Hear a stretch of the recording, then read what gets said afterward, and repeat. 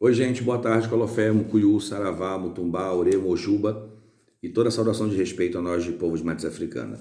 Gente, passando aqui para falar de um tema extremamente complicado, que é o abandono do ser humano por ele mesmo. Nós estamos precisando, gente, fazer uma entrevista diária a nós mesmos e entender que o sentido da vida só se faz quando eu consigo ser retilíneo, quando eu consigo entender que eu tenho que cultivar as minhas maiores qualidades e denegrir as minhas inqualidades. É muito complicado porque a gente está se acostumando, gente, num ritmo de cultivar hábitos nocivos, de cultivar hábitos ruins e de cultivar a falta de indignação. O maior prejuízo do ser humano é se acostumar com tudo que ele tem de ruim e não buscar a transformação, não praticar a indignação. Estar indignado é poder ter a capacidade de entender que as nossas inqualidades ou os nossos sistemas errôneos estão prejudicando, além de uma sociedade, a todos nós mesmos. Por que eu falo desse tema, gente? Porque se eu me acostumo com as minhas inqualidades, e se eu me acostumo com o meu desemprego, com a minha pobreza, com o meu excesso de peso, com os meus excessos de voz, com as minhas agressividades, eu me torno um ser humano porco-espinho. Por quê? Eu começo a me tornar tão desagradado com a minha forma interna de ser que eu começo a espelhar, a expandir ela para fora e obrigar que os outros entendam as minhas necessidades, as minhas carências e que me deem um resultado de estorno pelo qual eu nunca vou conseguir, porque nunca o outro vai conseguir fazer com que eu transforme minha vida. O verdadeiro resultado da religião está na conversão e na transformação. E quando eu perco esse poder de transformação e perco o poder de indignação, eu jamais vou conseguir exercer o domínio do meu segredo. E o meu segredo é a minha vida, é as coisas que eu gosto, as coisas que eu faço. Eu costumo dizer que o que separa as pessoas dos resultados, infelizmente, é a infeliz preguiça de pensar e agir. E por eu não pensar e não agir, eu me torno um estelionatário de resultados. Eu vivo dos farelos do emprego de um amigo, eu vivo dos farelos do emprego do meu pai e da minha mãe, eu vivo dos farelos emocionais que podem me dar, eu vivo das iscas ou beiradas que eu tiro de um passeio com os amigos. E será que tudo isso é tão positivo e tão legal? A gente não está falando aqui de depressão, de desânimo, não está falando nada disso, a gente está falando de caráter. E quando eu perco o poder de indignação, eu perco o poder de me indignar com tudo o que me denigre ou que me torne infeliz. Eu costumo dizer que pensar e ter ideias é gerar um compromisso de desenvolvimento tão grande com você que faz com que você se aceite e atue na sua própria vida, que você tome o leme, tome a rédea da sua vida e que você volte a ser quem você é. Porém, o grande prejuízo de ter que pensar e ter ideias está na palavra bancar, é bancar o sentimento. Daí talvez o porquê muitos adolescentes, ou muitos jovens, estão à mercê do perdido destino, porque eles não bancam suas escolhas, por consequência, não bancam suas atitudes. Sendo assim, desenvolve um processo de carência muito gigantesco. Carência está contido no movimento do ser, do ter, do querer, do atingir a um algo cuja qual não houve um esforço. E a carência, ela é o principal desenvolvedor das grandes ansiedades.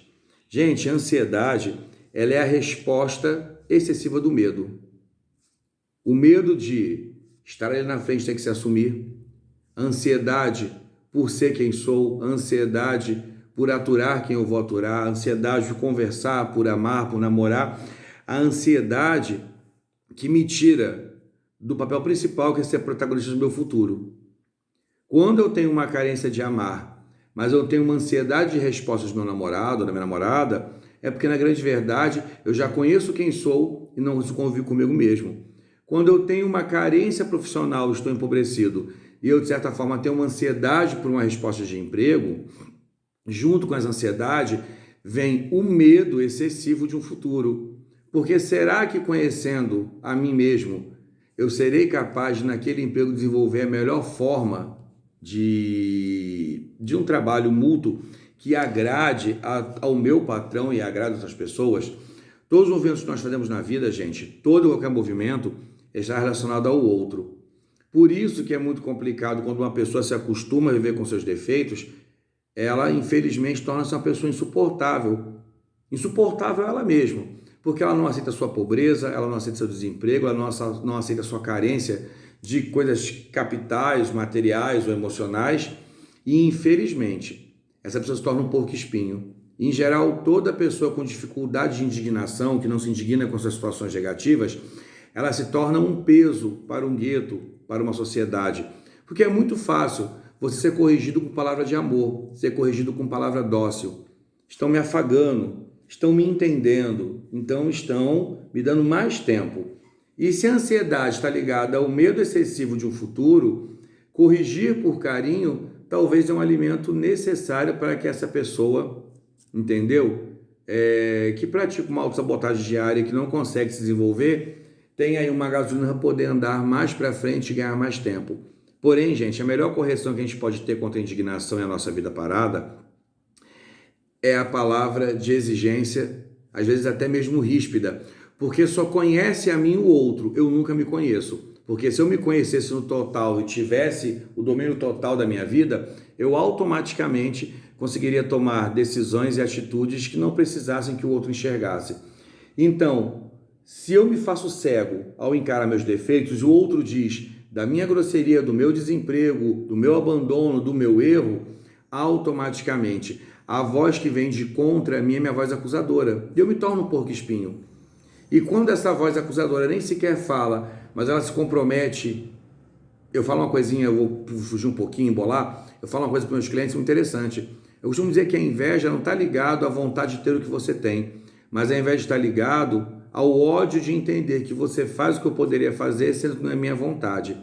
Então, gente, quando essa correção ela é sustentada por uma mão rígida, entendeu?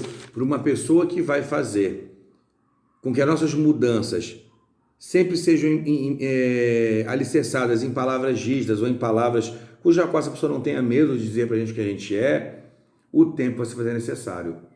Porque existe o tempo do luto, que é o tempo que você mata quem você é. Existe o tempo de viver o luto, que é viver o luto sobre tudo que você não teve. Hoje, gente, é o tempo de mudar, porque já houve o tempo de você estar parado. Hoje é o tempo de se calar, porque já houve o tempo que você gritou, esganiçou. Hoje é o tempo de trabalhar, porque já houve o tempo que você esteve parado. Hoje é o tempo de amar, porque já houve o tempo que você teve uma carência, não foi correspondida, até mesmo porque você não tinha o que oferecer. Hoje é o tempo de se transformar e buscar, dentro da sua transformação, uma exclusão total e completa da sua letargia de atitudes. Hoje é o tempo de deixar de ser um estelionatário emocional e de viver de resto dos outros. É o tempo de tomar essa conversão que a religião traz e de tornar a você próprio o senhor completo e exato do seu destino. É muito interessante porque as minhas fraquezas sempre serão tornadas em carências e ansiedades. E, infelizmente, quando eu transformo essa carência e essa ansiedade numa questão de entendimento de uma resposta do que eu preciso, mas de medo de me assumir, eu não patrocino e não estou fazendo o exercício da palavra bancar. Fulano vai bancar minha saída, fulano vai bancar minha viagem, minha mãe bancou o meu estudo. E quando você vai bancar a si próprio? Porque você, gente, você é o único responsável totalitário pelos seus projetos de futuro. E só vai haver um futuro se há um presente. Quando eu falava que a pessoa que infelizmente não está indignada ou está acostumada com as suas inqualidades ou com seus erros e tem dificuldade de mudar, se torna um porco-espinho, é porque ela vai se tornar uma pessoa tão áspera e tão estridente que ela já vai chegar no ambiente, vai olhar a felicidade do outro, vai olhar o carro do outro, vai olhar o celular do outro e ela vai começar a odiar e a cocriar informações que os outros a odeiam, quando na verdade o ódio dessa pessoa é por si próprio. Ela odeia não ter conseguido, ela odeia não ter, ela odeia não poder fazer. E ela muito mais se odeia porque ela teve as mesmas oportunidades e não abraçou as oportunidades. Então, quando eu falo que nós somos senhores do nosso destino, em primazia, nós deveríamos ser os primeiros acusadores das nossas negatividades. A gente tem que se acusar diariamente, se entrevistar diariamente, saber onde está o nosso excesso e a nossa minoridade. E entender que entre o excesso e a minoridade existe uma elasticidade emocional que nos permite mudar. É tempo de mudança, gente. É tempo de transformar o que não há no que precisa ser feito. É tempo de abraçar uma pequena semente e nutri-la para que ela possa virar uma árvore e me dar bons frutos. Mas, primordialmente, é o tempo de entender que o nosso maior erro está em se acostumar a tudo que é negativo dentro da nossa existência. E muito além de se acostumar do que é negativo, é querer que os outros entendam que a minha negatividade, as minhas tristezas e a minha dificuldade de mudança está direcionado ou em compromisso ou em responsabilidade ao outro. Eu nunca posso esperar que o outro almeje o que eu seja. Eu nunca posso esperar que o outro faça por mim o que eu teria que fazer por mim. O que eu posso entender é que o outro, talvez com a sua aspereza ou com suas acusações, tem uma frase que eu odeio muito. Todo mundo vê o tombo que eu tomo, mas não vê, todo mundo vê as canas que eu tomo, não vê os tombos que eu tomo. São essas frases peculiares, olhar a vida do outro é fácil, ajudar é difícil. Realmente é muito difícil ajudar o outro, porque na verdade, se eu acuso você de desemprego, eu não tenho que lhe ajudar, eu tenho que lhe dar a ferramenta na mão, porque enquanto eu lhe der a semente, eu vou estar lhe dando sustento de pagamento da sua carência.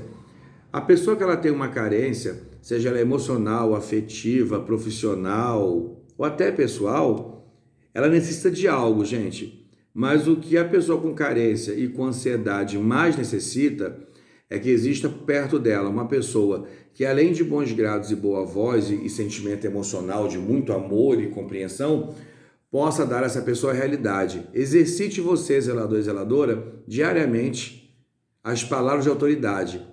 Quando alguém estiver com dor, diga: por que veio essa dor? Qual o motivo dessa dor?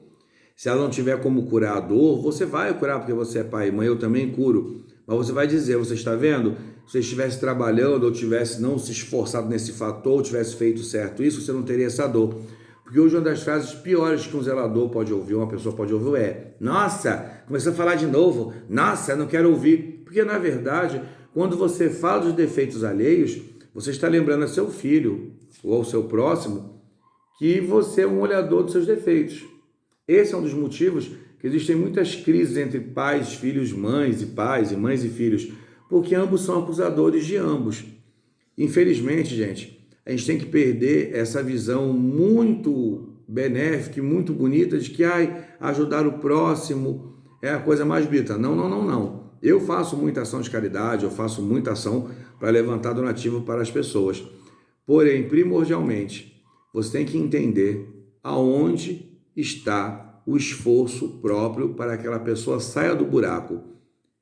Se ela não estender a mão para ser puxada, você não pode arrancá-la, porque infelizmente o carente, o ansioso, ele tem no seu estado letárgico ali o seu maior conforto. E o seu desconforto é entender que ele deixou de se indignar com as situações de desemprego, com descaso, com solidão, com infelicidade, porque no trabalho ele torna-se um porco espinho, ninguém gosta dele, não vai durar no trabalho. No relacionamento, ele só quer a mão de vinda, nunca a mão de ida. No relacionamento espiritual, essa pessoa cria contenda, é acusadora, é apontadora. Na vida dela para com ela mesma, ela só se destrói. Então, como que eu posso só ofertar fatias de coisas boas se eu não ofertar a essa pessoa uma fatia de verdade? Um grande beijo e até o próximo encontro.